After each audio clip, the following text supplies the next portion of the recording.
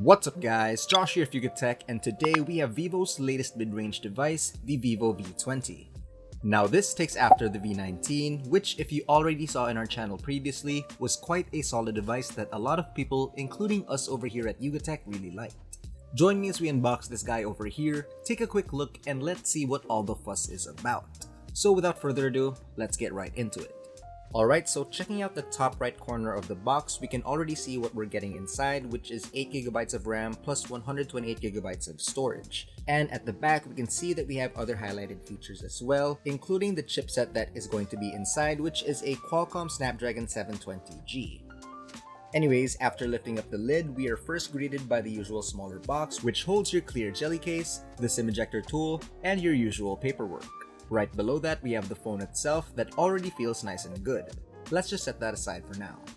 Below that, we have your charging brick, your USB Type-C cord, and finally, a pair of earphones, which can only mean this device has an audio jack built in. Nice. Now that we got that out of the way, let's focus on the phone itself. Now the color variant that we have right now is called Sunset Melody, similar to the V20 Pro, which gives off this simple yet stunning holographic design that I'm really digging a lot.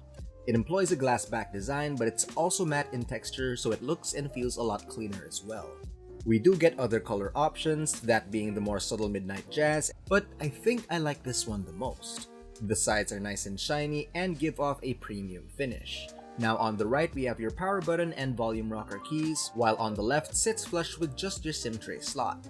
At the top is your secondary noise cancelling microphone, while at the bottom you can find the rest of the good stuff such as your USB Type-C charging port, your primary mic, single bottom firing speakers, and the expected 3.5mm jack mentioned earlier.